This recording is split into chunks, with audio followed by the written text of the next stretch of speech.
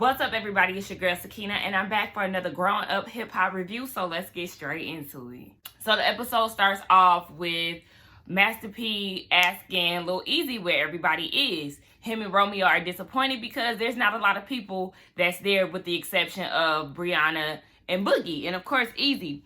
So Easy went down the rows as to who didn't come.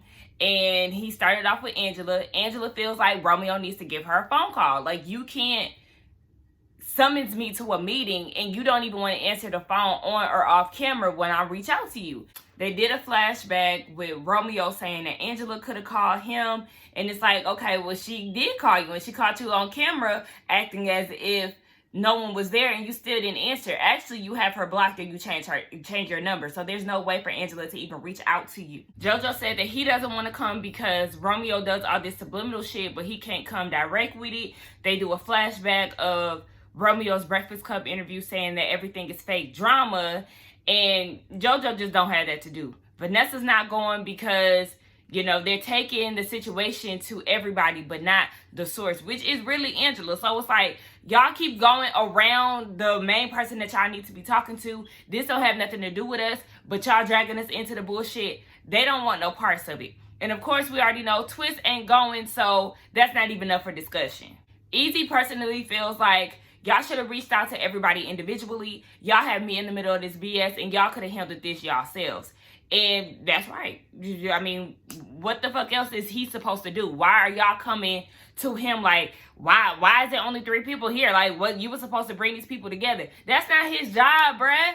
Y'all grown. Y'all keep saying how we men, we this, we that. Exactly. So why y'all taking Easy to do the task for y'all? Like, why y'all asking him to do this for y'all? So now Bree is team her all of a sudden. You know, she really likes to be in the mix, but when it comes to this whole Miller Simmons situation, she's team her. And it's like, yeah, you team her because you dick riding Romeo so much. Like, for the umpteenth time, this bitch then sat there and said that Romeo DM'd her. Who gives a fuck, girl? Go. Do you want to fuck him or something? Like, go do it. Because really, you so happy that this man is following you. Like, who gives a fuck? Nobody cares. He probably don't even rock with you like that, to be honest. And you probably only rocking with him for a business opportunity. I feel like there's a reason why you're so happy that he's following you. You really want some type of benefit from it. That's what I get. So then Romeo says that he invited Bow Wow. And I'm like, why did you invite Bow Wow? What the He goes into this whole story as to how Bow Wow was his idol coming up and how they pinned Romeo and Bow Wow against each other. Remember, they even had that whole Fresh As I Miss, Shine Like Me beef back then. And it's like, Bow Wow doesn't even really have anything to do with this. But I guess he was using that as to, like, you know, y'all trying to pin us against each other again with the whole Angela thing. Angela is being used as a pawn with this whole love triangle situation.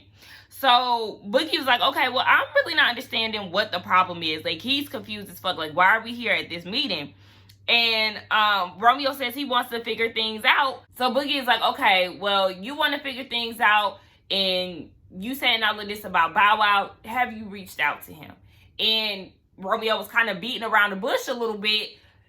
And Boogie like, like, can you answer my question? Did you reach out to Bow Wow? Romeo says that he has reached out to Bow Wow. They have some business opportunities that they're supposed to be doing together. So they do keep in contact.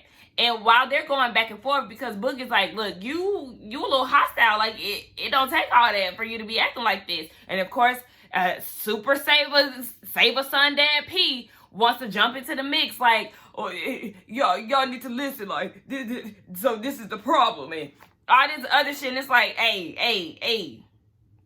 Him and Boog have a little back and forth because Boogie's like, you're not allowing me to speak. Like, I'm a grown-ass man. Let me talk. Your son is the one with these issues. Let him talk. I'm talking to him. I'm not even talking to you. So, Rome asks, have I ever disrespected you, to Boog?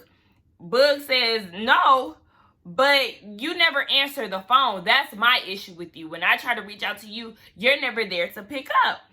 So that's when Pete was like, hey, but like, Boogie, you a man. And it's like, okay, because he's a man, Romeo, just because he's a man, like, does that mean his phone calls can't be returned? Is that what you're saying?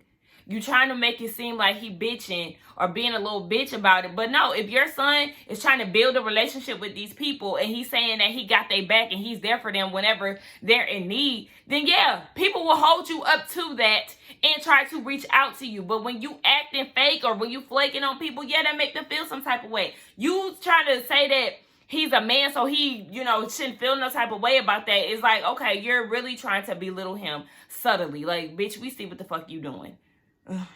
Bug calls Romeo on his shit like, why you getting so upset, nigga? I see your lips shaking. Like, what's all of that about?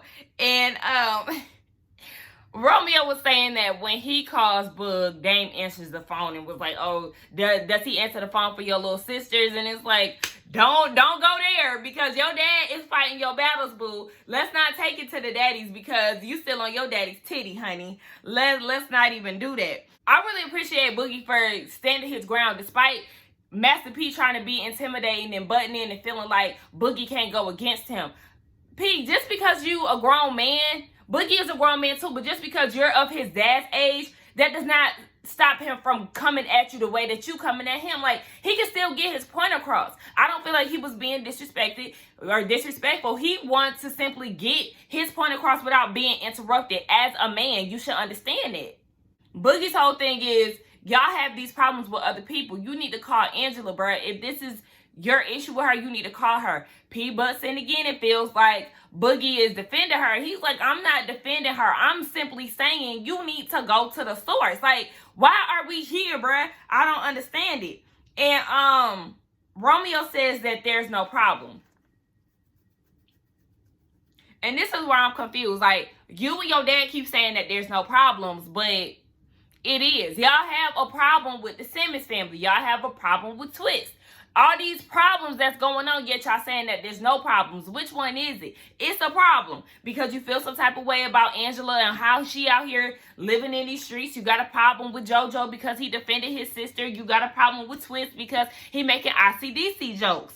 And it's like, okay, Master P feel like Bug is in a business and everybody else, Bree and Easy, they handle their business themselves and all of this, trying to make it seem like Boogie is so consumed with this. No, Boogie is trying to figure out why we sitting here at this damn meeting when none of us have a problem with you. Like, you could have called us. You the one who got the problem. You could have called us, but you don't answer the phone. That's the problem.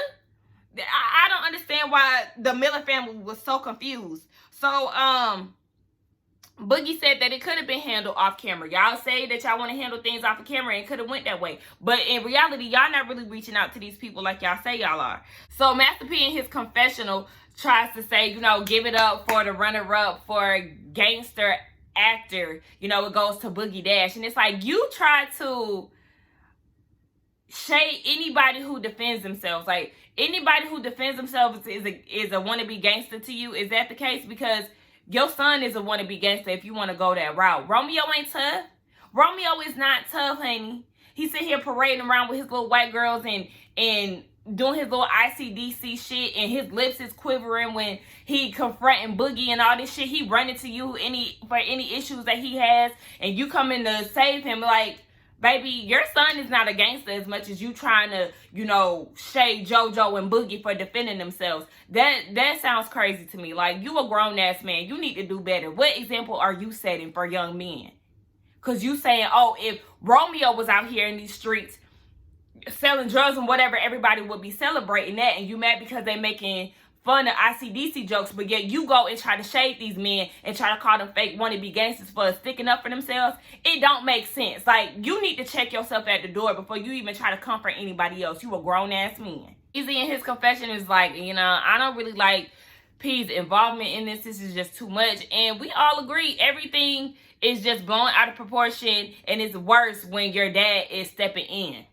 So we get this quick scene with Tee Tee and Tyran. They had went off to the hotel room after meeting up with Pep. They want to reach out to Church because, Pep, she's not all there, like I said. So they call Egypt to the room too. Egypt's whole problem is she feels like Bree was antagonizing her and she wants to stick up for herself, which is why she swung on her. She said that Bree is lying on Sam. I don't know how she was lying on Sam when you said that you already know what she was going to say. So obviously it had to be some truth to it because you already knew about his life.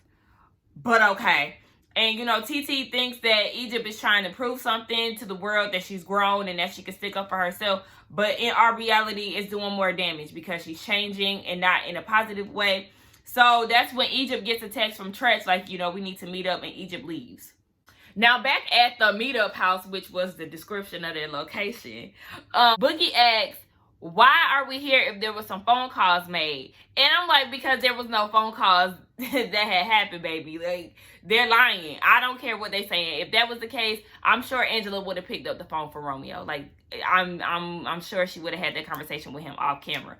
But, you know, P says everyone handles drama in their own way. But it's not okay that the cast laughed at ICDC. You know, y'all out here laughing at my son because he out here trying to improve the hood. You know, ICDC college is for inner city kids. And I was like, is that what the IC stand for? Inner city? But anyway, yeah. So that was like, oh, you know, your son is being made fun of. Oh, go ahead, give him a hug, honey. And Bree interrupts him, was like, hold on, wait. I'm sorry, I laugh at it because twist delivery be hilarious as fuck. And it do. Like, the jokes land every time. I'm sorry, not sorry. We all laugh at that. Even Bree in her confessions, even though she's Team Miller, she like, you know what? I can't not laugh at that because the shit is funny. Like, it is what it is, bruh. So what? You did it. Own it.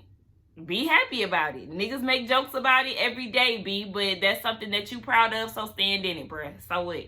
In the midst of this, Romeo says, you know what, Boogie? The difference between me and you is that I have businesses on the line. And Boogie is like, oh, hold the fuck up. What you're not gonna do is degrade me. And I'm like, right, don't sit here and act like just because you have more businesses than Boogie, then you're better than him. And that's not the case. Boogie has a rehab that's in process of being made. And despite all of that, even if he didn't, that does not make a person less than you. Like, how can you be a Christian man and you hold yourself to all these values, yet you trying to make it seem like you better than him? At the end of the day, y'all both are grown men. Like, don't try to place him beneath you because that's not acceptable. No fucking sir. So Romeo says that his name was never in the tabloids before, up until now with the whole Angela situation. And I'm glad we pulled a flashback on his ass. Like, yeah, you're in the tabloids because of what you said. You said this. This is not something that was made up for reality TV. You came out your mouth and told Vanessa that Angela be acting like an Instagram model. She be acting like a groupie for these basketball players. She be taking photos with them. She be taking swimsuit pictures and all of this shit. Like, you feel some type of way that she not running after your ass. So you took it to her sister, and her sister then took it to her. This is all you, boo. That's the reason why nothing is being flipped or twisted. This came from you. What the fuck do you expect? I mean, you ain't no saint, boo. Like, that's the whole thing. You're trying to paint this picture of yourself as this young, humble guy who stays to himself, who has multiple businesses with his family and, you know, this and that. He brought up X on the beach and how he works professionally with them and he doesn't cross the line with them. Okay, that's because you don't have relationships with them. You were building relationships with this cast. You sending them Bible quotes and Bible scriptures and all of this. So you were obviously trying to build something with them. Let's not act like you wasn't trying to do that. So Boogie says, you know, you wanted to build with the cast, didn't you? And one of his little entourage homies in the back was like, he just wants you to answer the phone. And Boogie is like, exactly. That's all I'm asking you to do, nigga. When I reach out to you, I just want you to pick up, blah, blah, blah. And I'm like, entourage, be quiet. It's not y'all business. Hush. Stay in the back where y'all supposed to be. And Romeo was like, you know, these niggas in the back, it took 7 years to penetrate the circle. And Boogie is like, nigga, what? Like, I'm not penetrating you for 7 years. I don't like that analogy that you use. I don't like that saying. Change your verbiage, bruh. So it kind of threw Boogie off and he couldn't focus after that. He started laughing and, you know, even Easy was looking like, the fuck? Like, what? So that's when Romeo got real upset and was like, you know what? I'm quitting this show. I'm not doing this shit. All of y'all got a problem with me. No, nobody has a problem with you, bro. You have a problem with Angela. You have a problem with Twist. You have a problem with JoJo. Nobody has a problem with you, bruh. Like, I don't understand when people try to make up shit in their head. Like, you flip this thing to make you the victim, bruh. You're not a victim. And I think that's why Boogie is looking at you like, nigga, what are you even saying right now? Are you listening to yourself? So, you know, he basically says that he's not friends with Boogie. Boogie is a little hurt by that. But I'm like, fuck him, Boogie. Let that shit go. I understand you wanted to build a relationship with Romeo, but you don't need to be friends with him, honestly, because he thinks that you're beneath him, and you don't need friends like that. So they taking off their mics, they walking out, you know, they headed to their car, and their entourage is the last to leave. So his cousin was like, you know, Boogie, you was making jokes, y'all making jokes to the whole world, and, you know, y'all feeling some type of way because y'all got unfollowed by Romeo. And Boogie is like, name one joke that I even made about Romeo. What are you even talking about? But that's not even my issue with him. And I never said that he unfollowed me because he didn't. And they did a flashback. Boogie never said that. So it's like, baby, you loud and wrong. You trying to stick up for your cousin, and it don't even make sense. Like, you can't even give an example of when Boogie made an argument. I feel like if you gonna come at somebody, you need to have your ducks in a row, bruh. Because you can't give no examples because you just talking out your ass. Like, be quiet and leave. They already gone. Y'all should have been telling behind them. Get the hell out. Then he made this stupid ass comment talking about, if we got problems with people, man, we got problems with niggas, we put on gloves. Your Uber is waiting on you. Go the fuck home, please. Like, shut up. That whole scene was irking me. I was yelling at the TV because I was so annoyed. Like, are y'all niggas delusional? Come on now, really.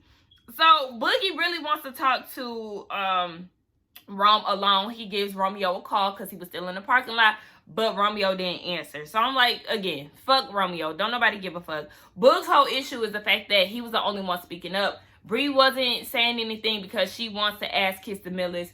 Easy really wants to stay neutral. He, you know, whatever. So it's like, he was the only one that could really speak in this situation because he does have a problem with Romeo not answering. I do feel like Easy probably should have stood up a little more to the situation and let them know this is not my issue instead of just saying it in his confessionals. But, you know, like I said, he real laid back, so he was trying to stay out the mess because he respect Master P and the whole family. But, child, whatever the fuck.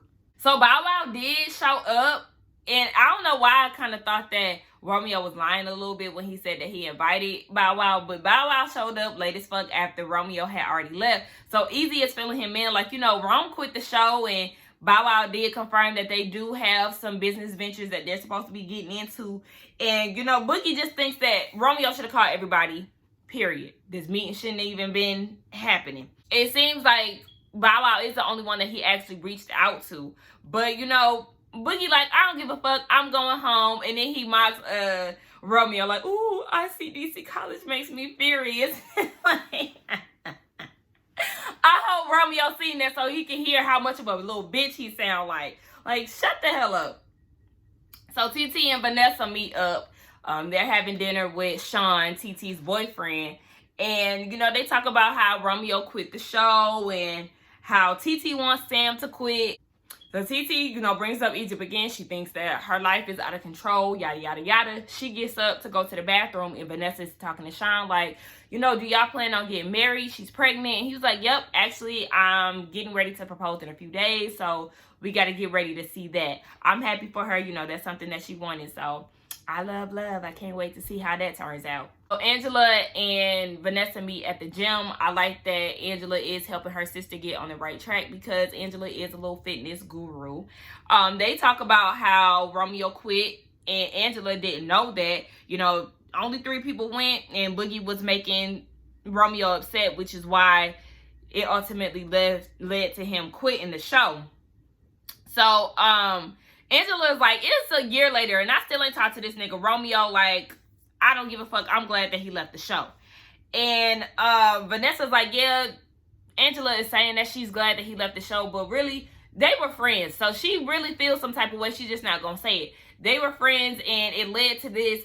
So I know that Vanessa still cares about the situation, which she probably does, but it's like, nigga, you giving me your ass to kiss. What do you expect me to do? Like, I mean, it's only so much that she can do as far as reaching out to him. The nigga ain't calling her, so fuck it. You know, Angela's whole thing is, this is my show and I asked you to come on board with me. So it's like, you can't be surprised when reality show type shit happens. Like, this is a part of the game. This is a part of what you signed up for. So you can't be surprised about anything that's happening right now.